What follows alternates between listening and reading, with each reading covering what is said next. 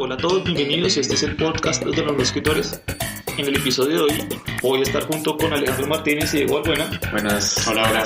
Charlando sobre humor y con las mejores intenciones o con la idea de llegar a hablar de corrección política. En Colombia el primer referente de humor que existe y que es un elemento tradicional que ha existido en este género ha sido Sábados Felices. Es el Saturday Night Live. Que es nuestro Saturday Night Live, así un ensamble de actores que hacen comedia y hacen sketch, con la diferencia de que pues Saturday Night Live hizo una camada de actores que salieron a hacer cine o siguieron progresando en su comedia, y por otro lado tenemos Sábados Felices, que usted ve casi que la misma gente envejecer haciendo las mismas rutinas durante 40 años. Hablábamos hace un rato que eran los personajes de empleados de servicio, el celador, el boyacense, el paisa, el costeño, el pastuso. Sí, o sea, los personajes que han pasado, es que uno puede irse muy atrás. Es que si uno va atrás a esas épocas que yo no vi, yo lo vi después en repeticiones, en homenajes a esos que hacían en el mismo Sábados Felices. Los tolimenses, claro. Sí. Los hermanos Monroy también, que eran de Bucaramanga. Sí. O de San Gil. Sí, que hasta lo mismo es un elemento que tiene Ordóñez, que Ordóñez coge al huilense con Celio, que él mismo hace al bumangués, al bumangués que es hincha de fútbol y que es el tipo agresivo y que habla golpeado. Es una manada de estereotipos pegados. Y lo que usted decía, lo que hacía Saturday Night Live es, pues por ahí pasó Eddie Murphy, por ahí pasó el mismo Jim Carrey, por ahí pasó Mike Myers, y toda esta gente salió y empezó a hacer otras cosas. El que entraba a Sábados Felices, ahí se quedaba. Eso era como un, no sé, alguien dijo como el mismo sistema pensional de la mafia. O sea, lo sacaban muertos, ¿no? Sí. Lo sacan en bolsa plástica. Sí. Sí, entonces yo creo que si ustedes echan para atrás, pues a quién recuerdan de Sábados Felices. Yo recuerdo a doña Clove, que hacía muchos Sánchez, no sé. Yo recuerdo al flaco Agudelo. Uy, que tenía este personaje del niño, que vaina tan... Mocho Sánchez, Enrique Colavisa, Álvaro Lemón, que era el hombre feliz, que era el costeño. Y el hombre caimán, ¿no? El hombre caimán. ¿Qué más había ahí? Que si uno, o sea, si uno quiere hacerse un estudio de humor machista, vaya el cassette del hombre caimán que regaló el espacio en algún tiempo. El espacio, sí. Me acuerdo que regalaba cassettes de Alerta, del hombre caimán, y eso es lo más parecido que hay a, no sé, a un disco de humor en Colombia. Okay. Ordóñez también hacía sus maratones, ¿no? Pero luego la nena Jiménez hizo maratones y sacó cassettes o grabaciones y las vendía de sus maratones y de sus mierdas de horas diciendo chistes verdes. Sí, es el sello de ella, así como ser obscena hora y media y ya eso es ser gracioso, decir vagina y culo y no sé, verga, podría decir ella, no sé. Sí, a verga, sí. me queda tan ¿Por qué? claro. Porque es que verga me suena muy para acá. Más ¿sí? para acá, sí. Pero yo recuerdo haber escuchado el cassette del hombre caimán y el de Alerta, y eran, o sea, ahí decían cosas que no podían decir en otros lados. Que no pueden decir al aire. No pueden decirlo al aire. Pues, me acuerdo clarísimo de un chiste sobre la estrechez de la vagina de una mujer. Okay. O sea, eso, sí, que es obviamente algo que no puede decir en Sábados Felices. Sábados Felices era como su entrada semanal, y por fuera me imagino que había otros shows. Me hace acordar, es una anécdota ahí personal. Yo cuando salí de bachillerato, el colegio cumplía 400 años y el colegio fue a Sábados Felices. Yo estuve en Sábados Felices ahí en un programa. Y me hace acordar por los chistes obscenos, porque pues, la rutina que uno ve en vivo, nadie se ríe. Pero cuando ya las cámaras se apagan, ponen a un man al frente que echa un montón de chistes así obscenos y la gente se ríe, y eso es lo que graban y eso es lo que sale al aire. Vea pues. Porque cuando hablo de eso me hizo acordar de un chiste, porque también tenía que ver una mujer, y entonces era como un ladrón que llegaba a asaltar a una mujer, y el tipo le decía y la mujer llevaba una chupa de baño en la mano, y entonces él le decía algo así como, ¿la chupa o la vida? Entonces, no, yo la chupo. y la gente ¡buah! Estalló en risa y todo el mundo estalló en risa, y eso es lo que graban y eso es lo que se ve en televisión, pero pues obviamente con edición y corte da la sensación de que sí se ríen de Hassan diciendo repollo, chicken. Yo no sé por qué él tiene una rutina en la que hace un juego de palabras con inglés como medio tonto. Él es profesor de inglés, ¿no? Él es profesor de inglés, sí. Humorista y profesor de inglés, Hassan, de la Distrital. Sueño cumplido. Este de la chupa de la vida es que si uno se pone a hacer un estudio, podría hablar de, no sé, 3, 4 ejes del humor colombiano. Uno es el machista, el machismo, ¿sí? El regionalista. Sí, el regionalismo fuerte, con todos los estereotipos y los clichés. Sí. Yo creo que también hay uno clasista. Sí. Y yo creo que el regionalista termina siendo racista un poco, ¿no? Es más algo del racismo. Sí. Y yo creo que hay una cosa que es la homofobia. Ah, claro. Con esos personajes como Piroberta. Que esa vaina es una catástrofe. Que el homosexual tiene que ser una vaina como un personaje alborotado, desequilibrado, como histérico, volátil ahí, sí, altisonante, sube y le baja la voz todo el tiempo. Y todo eso no lo trajo Sábados Felices y lo sigue trayendo. Sí, entonces no sé a quién más podemos meter ahí. Es que sigue siendo los mismos con las mismas. Pues es que hasta lo mismo de, digamos, Don Gediondo, que que tiene un montón de cosas, que es el Papá Jaramillo, y es que todos tiran los mismos chistes, porque hace una parodia de Papá Jaime, el man de... ¿Cómo es que se llama? El Niños de los Andes. Niños de los Andes. Otro que era una parodia de Poncho Rentería. Otro que era como de un celador, y con los tres termina echando los mismos chistes, pero pero con voces diferentes, pero siguen siendo... Porque siempre hacen el mismo juego de palabras, por ejemplo, con mi prima, no sé qué... Sí. No sé, este penco, lo que sea. Sí, todo y que me ofreció una pechuga, pero que era del almuerzo en vez de las de ella, y porque ese es el humor. Ese es el humor de siempre de él. Siempre. Un doble sentido ramplón, simplón, que es el que le gusta a la gente de acá. O sea, lo peor es que sí termina gustando. Sí, ¿no? Mucha gente lo sigue. Y eso mismo obedece también lo que dice que en otros espacios estos tipos sí botan esas rutinas, y cuando llegan al aire botan como la rutina limpia. Sí, o sea, es otra línea que es más pesada, pero yo creo que descansa los mismos ejes. Hay una vaina de Sábados Felices, yo no sé si lo hacen, me hace mucho no veo Sábados Felices, y es que me acuerdo que para el Halloween o para el Día de los Niños todo el capítulo era de niños contando chistes. Y una cosa que mi papá hacía cuando yo era pequeño era ponerme a contar chistes en las reuniones familiares. Y yo la verdad no sé de dónde aprendía los chistes primero. O sea, ¿quién me enseñaba los chistes? Porque a veces eran chistes... Todos eran chistes bobos, chistes ese mismo... Yo creo que todavía tengo cosas de... O sea, tengo esos chistes bobos guardados en la cabeza. Tengo ese humor bobo guardado en la cabeza. Puedo entender una cosa o ya de... Pero además mi sueño era como ir a Sábados Felices y contar chistes y que me dieran una bicicleta, porque no sé si se acuerdan. Sí, claro. Que cuando se iba a contar chistes le daban una bicicleta. Sí. Y era como que eso era lo que yo hacía, ¿no? Era contar chistes en las fiestas. Mi papá a veces una vez me llevó para allá como el gerente de la empresa donde trabajaba. No, venga, que mi hijo sabe contar chistes, entonces venga. Y yo me quedé contando los chistes al gerente de la empresa. Y es como... O sea, desde chiquitos como que nos enseñaban que este era el humor. Que es, o sea, usted dígalo en clave de humor y funciona, ¿sí? Así usted le esté diciendo una cosa tremendamente ofensiva, machista, lo que sea, pero dígalo en clave de humor y eso va a funcionar.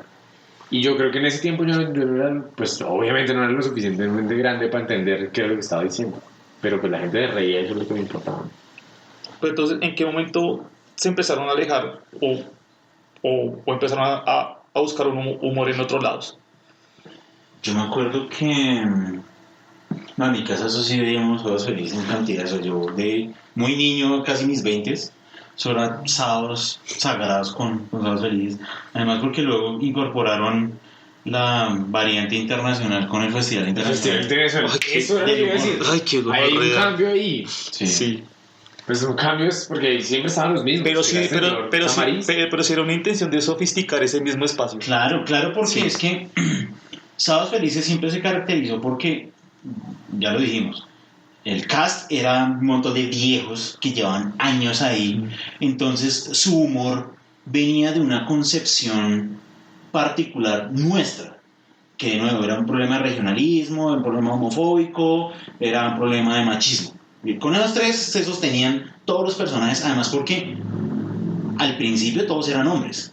O sea, las mujeres llegaron muy tarde a ese programa, con la gorda Fabiola y con Patricia, no sé qué, ¿cómo se llamaba? Sí, que es la que uno siempre ha visto y toda la vida. Sí. Imagínense, yo la vi entrar a Sábados Felices. Y yo decía, una mujer. Pero ellas dos fueron las únicas que sobrevivieron.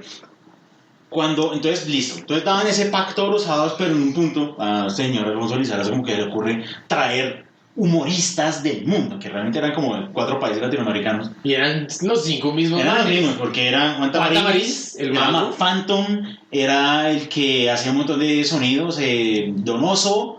Era Donoso venezolano, el del Mimo y Lalo, el Mico y el Gay. No, es que por amor a Dios. Sí, no fue, o sea, es que era pensado.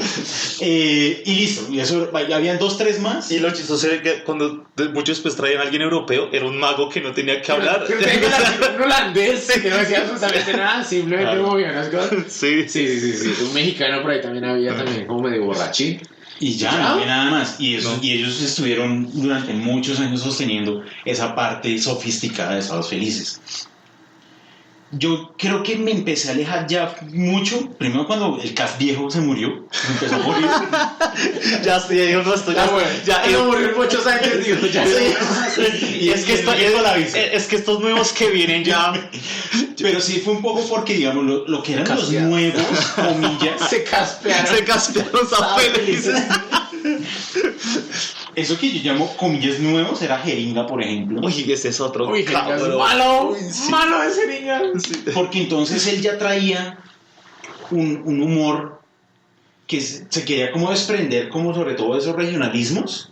Lo volvió un poco más urbano, pero seguían siendo un montón de clichés. Es decir, es un montón de estereotipos, pero mucho más urbanos que rurales. Entonces hablaba más del ñero y... Claro, entonces empieza a traer como todos esos elementos más de la ciudad a sus que chistes. Creo que era también lo que intentaba hacer este otro flaco, no sé qué, que era el esposo de la gorda Fabiola. Sí, pues no es Jeringa. No, es Alerta. No, otro. Bueno, ese man. Sí, hay otro. No, es otro. El esposo de la gorda Fabiola. También intentaba como hacer eso, como que fuera...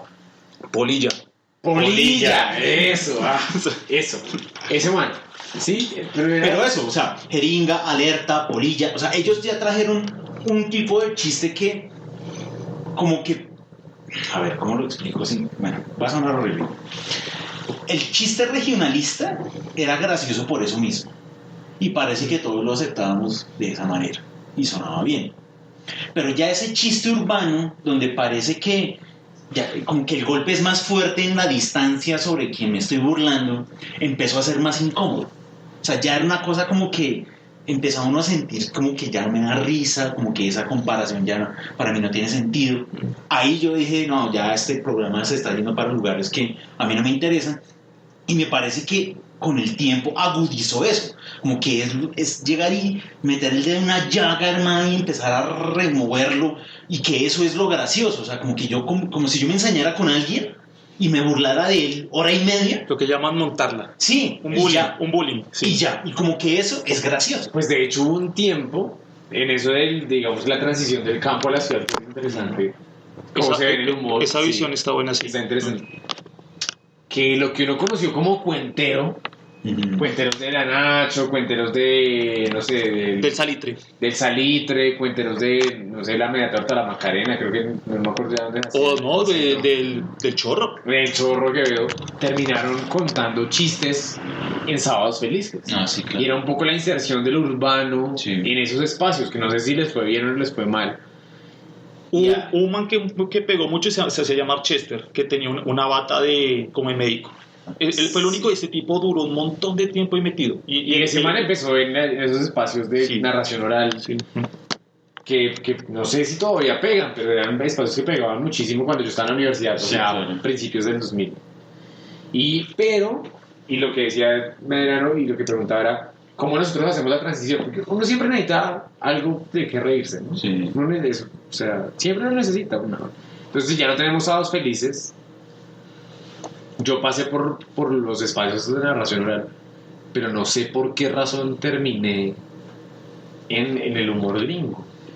Yo creo, porque eso es finales de los 90, arrancando un nuevo milenio, las parabólicas. Es decir, el sistema de televisión por cable nos empieza a traer, además de frecuencia latina y todo este tipo de cosas, canales como Warner, que entonces empiezan a traer esas sitcoms, y me parece que ahí empieza uno a alojar o a buscar un nuevo lugar para ese humor, porque cuando uno empieza a ver esos programas, un Friends, uno se da cuenta que es un humor diferente efectivamente, porque son situaciones que, pues, primero nunca le van a pasar, Sí. Pero además el humor parece ser que se sostiene mucho en el absurdo.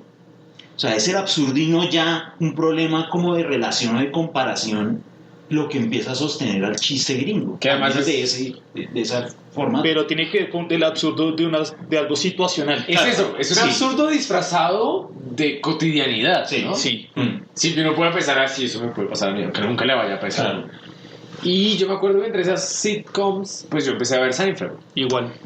Y lo que tiene Seinfeld era que antes de irse a comerciales o al final de cada capítulo había un pedacito del stand-up de Seinfeld, que era el tipo contando un geek, porque eso no es un chiste ya, sino es un pedacito, un beat, de una rutina. Y yo dije, bueno, este man hace algo más, o sea, hay algo que también era como un poco el juego, era básicamente el capítulo era como, este es el origen del chiste, y este termina siendo el chiste. Eso era como porque de pronto tiempo después yo llegué a pensar casi era como un ejercicio retórico, ¿sí? Como que un tipo simplemente se sienta a pensar cómo transmitir una idea que él tiene y busca las palabras y el ritmo para hacerlo, porque como dice Alejo, el capítulo se trata de algo, pero en el beat ya era el tipo frente a un escenario contando esa situación con palabras frente a un público. Que después, mucho después, pero también fue al inicio o sea, los 2000, pues la primera década del 2000, estoy seguro, tal vez 2004, 2005, 2006, que aparece este señor Andrés López. Sí, y era como el stand-up comedy tiene un lugar en Bogotá. Y yo sí me vi. Claro, la pelota le pero estoy seguro que. Yo me lo vi con mi hermano, después me lo vi en familia con mis tías, después mi papá se enteró y también lo vi con él. Yo se lo vi unas 3, 4 veces, yo lo vi muchas veces. Yo creo que también lo vi varias veces. Y ahí, pues igual el tipo, supongo, no sé qué se dice, pues se perdió la cienciología lo capturó. Lo absorbió, sí. Por ahí creo que está en el Astor Plaza, ¿no? Sí, por allá. Porque además él creo que nunca pudo desarrollar material nuevo. Que me hizo parece... uno nuevo que era el de Me pidió la Frutica Picada o una cosa así. De hecho fueron los dos, Frutica Picada fue el último. Okay. Pero eso era como, es que se llamaba como la pelota de letras con Frutica Picada o una cosa, o sea, era como que simplemente le ponía un plus. Okay. Pero si uno se da cuenta, rondaba sobre exactamente lo mismo, ¿no? O sea, era el mismo material. Sí, claro. Modificado ligeramente. Porque fue un humor situacional, urbano, de un tipo además de cierto estrato bogotano, clase media bogotana, clase media alta bogotana, con ciertos beneficios y ciertos problemas. Entonces era simplemente hablar de eso y exagerarlo un poco, y claro, en la exageración obviamente ahí aparecía lo gracioso de todo el stand-up de Andrés López. Que hubo un movimiento un poco, porque todo el mundo empezó a sacar su stand-up. O sea, si hasta este tipo, Diego Trujillo, sacó su stand-up. Sí, o sea, todo el mundo terminó sacando su propio stand-up. Porque era empezar como a particularizar las situaciones según, qué sé yo, pues Diego Trujillo, pues ya un tipo de edad, entonces era como yo me acuerdo que lo que lo rodeaba. Exacto. Yo me acuerdo que Diego Trujillo empezó, fue como que lo que hizo fue explotar el personaje ese que de los Reyes. De los Reyes. Porque de hecho el título de ese stand-up era como Qué desgracia tan infinita. Que era como su punchline, el punchline que él utilizaba en los Reyes. Sí. Y entonces mucha gente empezó a hacer lo mismo. Janet Ballman, que era la misma también de los Reyes, que era la esposa de Diego Trujillo de los Reyes, también hizo su stand-up.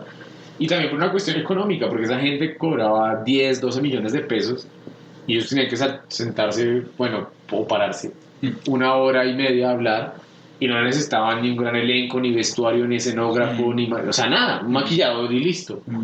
Y entonces era muy rentable para los teatros, era muy rentable para el artista. Y entonces hubo como, yo creo que una sobreoferta de... Porque hasta Antonio Sanín sacó. Este tipo que interpreta al diseñador en Betty la Fea también tuvo uno. Ah, sí. ¿Cómo es que se llama? Julián Arango tuvo uno. Lo que le pasaba a esa gente era, pues que ellos hacían un material y ya, era simplemente algo como, esto está dando plata, pues hagamos un stand-up y salgamos a ver qué pasa con eso. Y cosa que no... o sea, cuando se nota... cuando se origina una cosa, ¿verdad? Y cuando es una moda.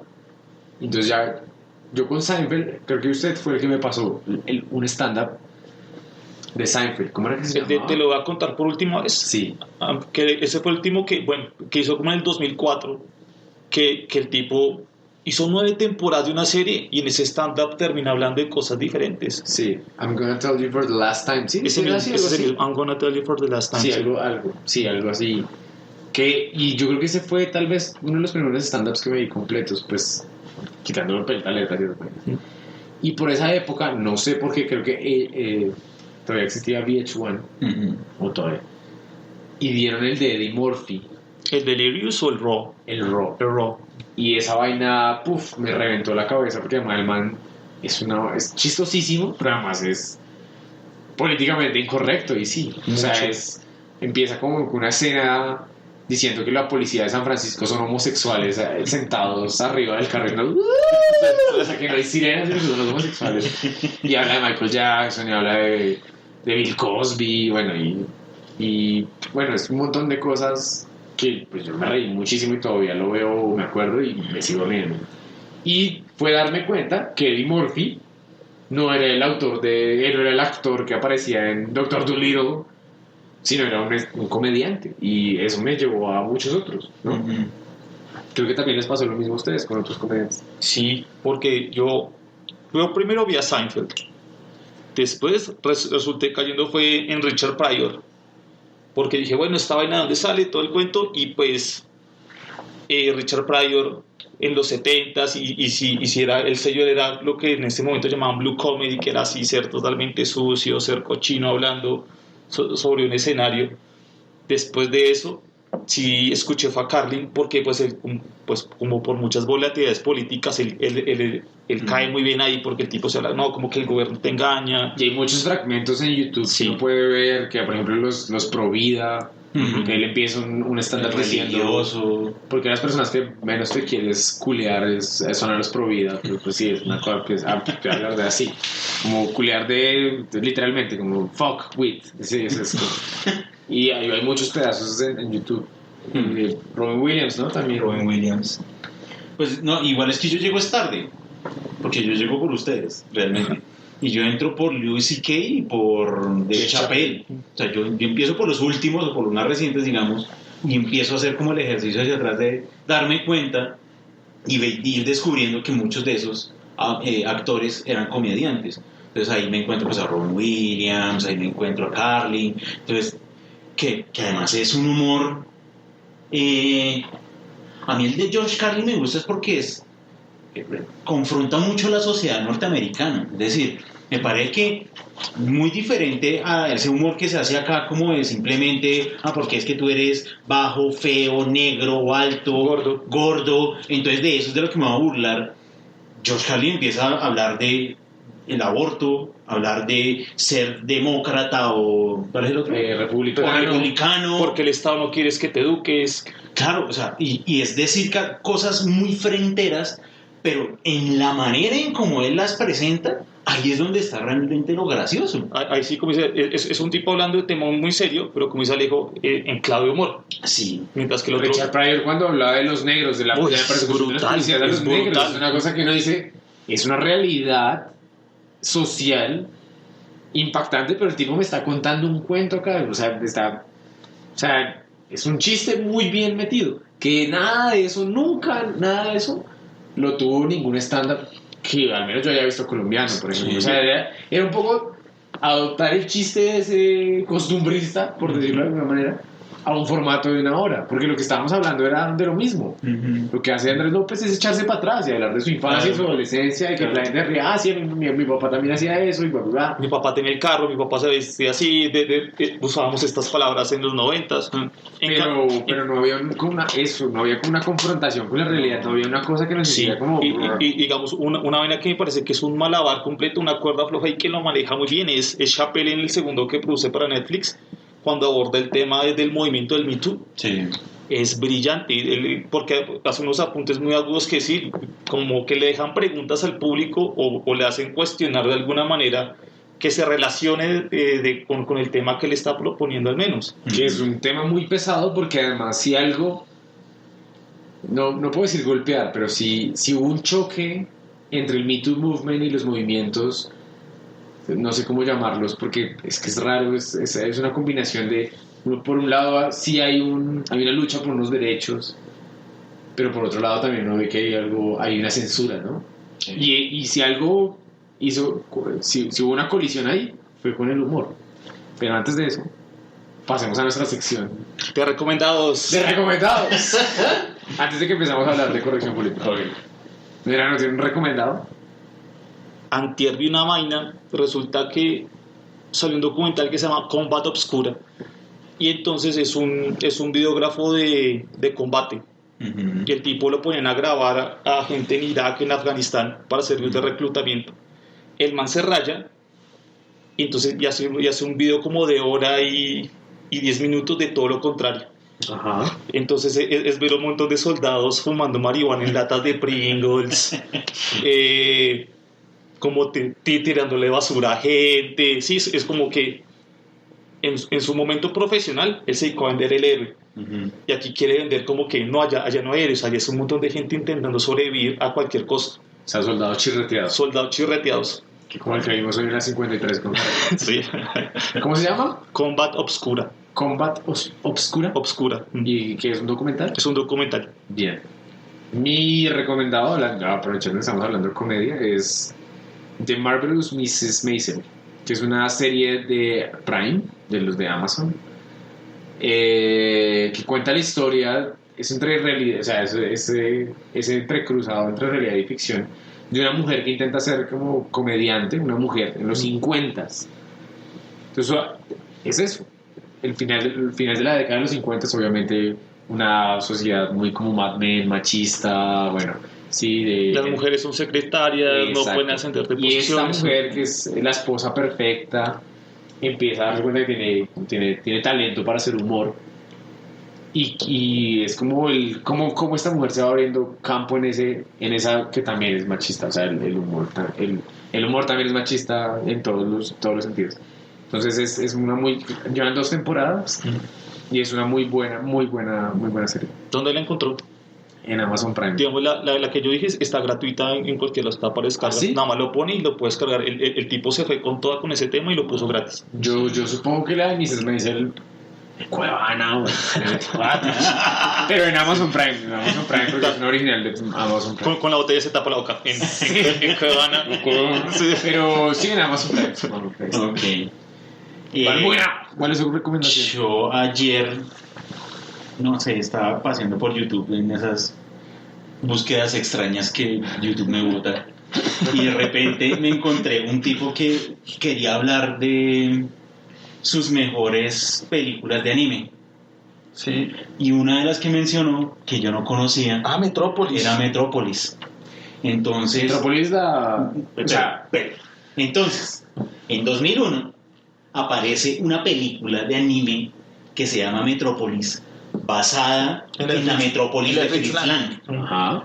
Pero Osamu Tezuka, el mismo de Astro Boy, ¿Listo? hizo un manga extenso de ese tema, de Metrópolis. Ajá. Entonces él aparece como guionista, si mal no estoy, o como un productor de la película, pero además descubrí que el guión lo escribe Katsuhiro Otomo, el mismo de Akira. Ok. Entonces les recomiendo mucho la película, es de 2001, la encuentran en cualquiera de esos servidores donde pasa anime en cantidades. Y además que si el anime tiene una era dorada, es ese 2000ero principios, es genial siempre. Es muy interesante. tiene la estética como más bien del anime setentero, como esos dibujos un poco regordetes y como exagerados. Pero la historia es muy buena porque finalmente se está basando en la película de Fritz Lang. Entonces, un recomendado para que busquen Metrópolis. Listo, bien, Metrópolis del 2001. Entonces ahora sí hablemos de corrección política. Cuando hablaba de la censura, yo creo que eso lo que está revelando es que la comedia tiene un papel de transgredir. Ajá. Tiene un papel como de intentar interpelar a la audiencia de una manera fuerte. De como de sacudirlo, luego de sacudirle sus ideas y decirle, yo quiero decirle esto, quiero comunicar esto de alguna manera. Ya dependerá del comediante si quiere aguantar el voltaje o no que eso implique. Y sobre la risa y sobre el papel del humor hay filósofos que han hablado un montón. Yo creo que ahí el primero que toca leer, curiosamente, es a Freud. Freud tiene un texto que se llama El chiste y su relación con el inconsciente. Yo que venía pensándolo porque ya del tema habíamos hablado. Entonces me parece que, claro, toca empezar a mirar, porque sí hay hartas reflexiones sobre cómo es que funciona o se elabora el chiste dentro de lo humano, porque además parece ser que es función altamente humana. O sea, como que no es que cuando los perros juegan se están haciendo chistes, no, o sea, es otra cosa. Y es una liberación, o sea, claro. Ahí me remonto al niño ese que ponían a contar chistes. Era un poco la posibilidad de que yo pudiera jugar con el lenguaje en un territorio, no sé, sano, no sano, en un territorio como, usted aquí puede hacer lo que quiera, era como una... Controlado finalmente. Porque era la licencia que me daba. Sí, o sea, porque me parece que el lugar del chiste es un lugar controlado, pero que, claro, hemos descubierto, sobre todo con los stand-up recientes, que ese controlado pues puede luego salir y decir muchas cosas de la sociedad contemporánea. Y bueno, ahí tenemos que llegar a uno de mis comediantes favoritos, que lamentablemente ya está desaparecido de la faz de la tierra, que es Louis C.K., que tuvo su problema. No porque esté muerto, sino porque el Me Too Movement pues, tuvo su cosa que además no lo supo manejar bien. Y desapareció. Pero hay una cosa, para quien siga por ejemplo a Carolina Sanín en Twitter, puede ver, para Carolina Sanín el problema de Louis C.K. no es un problema con el Me Too Movement, sino es un problema con a la ultraconservadora gringa, que dice, este tipo está diciendo muchas cosas, hay que callarlo de alguna u otra manera. Bueno, ya cada quien... Diego nos pasó esta semana una columna interesante de El País, del New York Times. Bueno, el New York Times, que habla un columnista, pone la información y empieza a contar un caso como aislado de cómo funciona la justicia de los testigos de Jehová. Diego, cuéntanos más de esa columna. Pues pensando también en todo este movimiento y cómo la corrección política como que surge como si fuera algo espontáneo. Esta columna finalmente habla de esta particular agrupación humana, los testigos de Jehová, y cómo entonces finalmente lo que ellos quieren es que si cometen algún crimen, digámoslo de esa manera, no caiga con la justicia ordinaria del país, sino que ellos tienen sus propias formas de justicia, porque ellos tienen una cosa que llamaban ¿los qué? Juicios sumarios. No, ellos tienen como unos ancianos. Sí, los sabios. Los sabios ancianos, sí. Que entonces esas personas son las que tienen ese conocimiento para poder evaluar finalmente cada uno de los casos. Pero que finalmente todo ese sistema como tan endogámico de justicia, si uno llega y lo extrapola a una sociedad, el problema es que pues ahí uno se da cuenta sobre todo de esa idea de un puritanismo estadounidense que también está pesando mucho en que ya hay un montón de cosas que efectivamente no se pueden decir. Es como coger ese principio de los testigos de Jehová y realmente ponerlo a funcionar en un estado. Ahora, digamos, el catolicismo de alguna manera ha hecho lo mismo con los curas pedófilos que dicen, bueno, nosotros nos encargamos de ellos y... Pero piensen que todas las cosas de la sociedad terminan siendo reguladas por una cosa que es ilegal. La columna está en El Confidencial. Okay. Y se llama La justicia de los testigos de Jehová. Y la persona que lo escribió se llama Juan Soto Ibars, con V. Ibars. Y hacia dónde va este tipo es que dice, bueno, ¿les parece grave que los testigos de Jehová tengan sus propios tribunales y que los testigos de Jehová juzguen sin defensa y que desaparezcan de la sociedad a muchas personas? al final el tipo dice, pues es lo que nosotros hacemos con las redes sociales. Y es que tomamos a una persona y la desaparecemos del mapa, la desaparecemos del mapa sin que él tenga derecho a réplica. Bueno, o sea, lo que me dirán, usted que es abogado debería saber. Colegas, sí. que pues uno termina fuera de un sistema que se supone que debe darle derecho a la defensa. ¿Cómo alguien va a tener un derecho a defensa en Twitter con 1 millón de seguidores dándole a usted?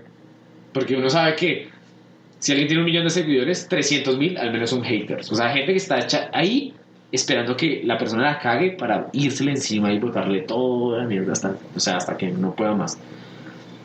Y es un poco lo que la reflexión que pide el tipo. A nosotros no nos interesa acá defender la inocencia de Kevin Spacey, que es el que se habla ahí en la columna. Pero sí, más bien es como reflexionar, bueno, ¿qué es lo que estamos haciendo? Estamos nosotros mismos volviéndonos unos censuradores de un montón de cosas, porque ya más allá de lo que diga Kevin Spacey, lo que haga es también lo que el otro puede decir, lo que puede hacer, lo que puede mostrar en redes sociales, ¿no? Con relación a eso sí, es como una idea que yo les he compartido a Diego y a Alejandro. Gracias por recordarme. ¿Quién es usted? Sí. Es la cuestión de la alcancía moral, ¿sí? Que cuando usted usa la palabra que es o ve a los artistas que debe ver o dice lo que es y no relaciona a esos artistas, usted pone una moneda en su alcancía moral. Y entonces, entre más que usted respete como esa censura, su alcancía moral se va llenando más y eso le da una posición de superioridad moral con relación a quien no la usa. Sí. Yo estoy seguro que más de uno de esta audiencia que dice de pronto detestar el humor de estas personas, lo hace hasta de pronto por decir, yo no quiero caer en lo incorrecto. Sí. Yo no quiero que mi alcancía moral se quede sin monedas, claro, porque pues eso sí les da una posición en relación en ciertos espacios. El último stand-up de Aziz Ansari, que también tuvo unas acusaciones por pues eso suena raro, ¿no? Una acusación por el tribunal, no sé qué, no, por el Me Too Movement. Uh-huh. El último stand-up que salió hace 2 semanas en Netflix, el tipo hace una referencia a lo que pasó, una referencia muy corta al principio del stand-up.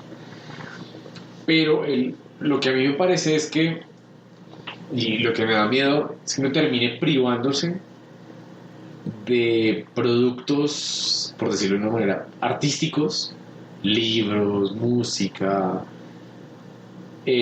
porque antes de que haya un juicio o que haya un procedimiento normal, las redes sociales desaparezcan a la persona, que fue lo que hicieron con Louis C.K.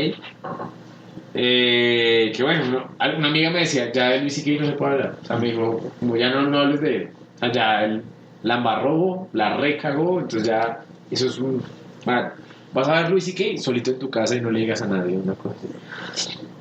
Y lo que me parece complicado es que a mí Louis C.K. a través de sus comedia me hizo entender cosas y comportamientos machistas que yo tenía y que no me daba cuenta simplemente porque el macho es una vaina ciega que no me da cuenta de lo que hace. Por ejemplo, y hay un pedazo, una rutina en donde él habla de que la mayor amenaza para un hombre es el ataque cardíaco, mientras que la mayor amenaza de mujer, y es la mayor causa de su muerte, es el hombre y la violencia del hombre. Y lo dice con un chiste y lo dice como cagado de la risa porque cuenta otras cosas más, pero es cierto. Y uno termina siendo la mayor amenaza de una mujer. Sí, digamos, y en esa misma rutina, no me acuerdo si es antes o después, él tiene también uno en el que habla de lo invasivo que puede ser el hombre al abordar a una mujer. Sí, como que simplemente puede ser un acechador y el hombre en ningún momento se da cuenta. Eso, o sea, uno siempre termina siendo un enfermo de alguna manera. Y uno dice, no, es que estas mujeres están exagerando. Pues no están exagerando, porque si hay un montón de casos alrededor de ácido y de asesinatos y de violaciones, pues uno termina diciendo, bueno, sí, tal vez mi comportamiento sí asusta y da para asustar. Y uno se da cuenta a partir de ese tipo, la comedia de Louis C.K., un capítulo de Master of None donde el tipo nos muestra como la diferencia que es para un hombre salir en la noche a caminar en la calle y para una mujer por la misma calle a la misma hora caminar. ¿Y qué tan diferente puede ser eso? Y ahí es cuando tocaría evaluar, bueno, estos manes ¿en serio ayudan? O sea, uno ve a este señor, a Harvey Weinstein, y dice, bueno, este sí no. Pero ya que lo mencionan, y bueno, para no de pronto alejarnos mucho del tema, Claro, Harvey Weinstein es un productor y es un tipo con un poder económico que llega y dice, yo quiero y yo no quiero. Fin. Pero un humorista, me parece que hay que ponerlo para como ampliar un poco la comprensión. Imaginémonos que es el autor de un libro. Es un escritor. El problema es que todo lo que escribe se autorreferencia. O sea, es él el personaje de su rutina, así como hay escritores que los personajes son los propios autores, ¿cierto? Junot Díaz, por ejemplo, escribe sobre él. ¿Qué pasa? No tanto con el comediante, sino con la persona que recibe ese producto. De repente no es capaz, porque creo que eso es un problema, de diferenciar el personaje de la persona. Y entonces considera que eso que está diciendo es la persona y no el personaje que ha creado para, por ejemplo, un libro C.K. crear una rutina o como un escritor crear una novela. Esa pérdida es supremamente importante y valiosa, porque además eso, yo lo veo, es una manera muy personal de ver las cosas. Si ustedes se dan cuenta, parte del problema de la corrección política es que empieza a aparecer que el mundo es literal.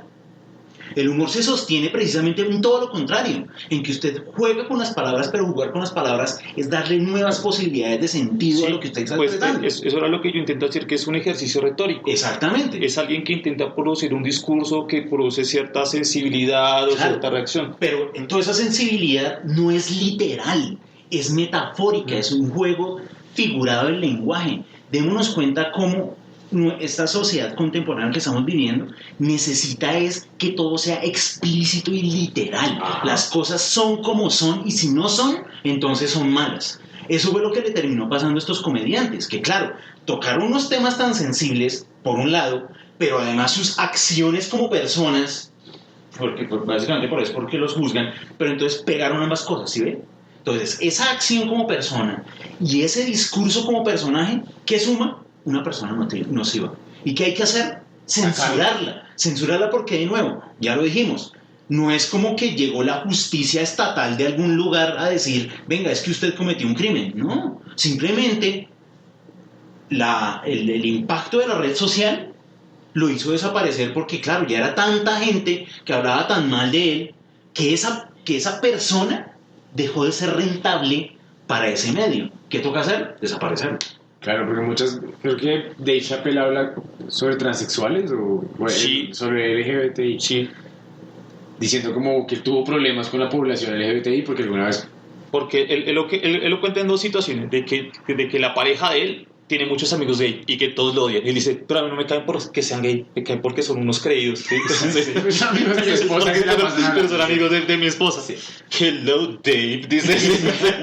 y otra en la que está como en una exposición y que hay un transexual vomitando así mucho y llega, disculpe, este hombre necesita ayuda. Ella, y que está ahí muriéndose, sí, entonces, y así es como lo aborda Chappelle. Y ese es el discurso que él hace y que sí logra dejarle presión. Yo no tengo ningún problema con la comunidad LGBTI, pero es que hay un chiste ahí y una cosa es lo que se piense y otra cosa es, porque el chiste lo que hace es invitar a reflexionar cuál es mi posición frente a esa minoría o frente a esa situación específica. Porque es que es una invitación de diálogo a final de cuentas, que la audiencia que tiene para dialogar con eso que está proponiendo el comediante.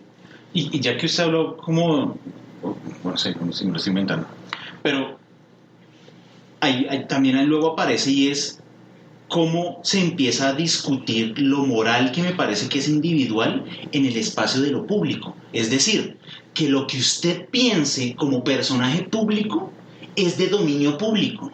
Entonces, si usted piensa de esa manera, que lo sé a través de lo que usted dice o de lo que usted hace, yo puedo, como un X persona del mundo o de la red, censurarlo a usted en la manera en la que usted piensa.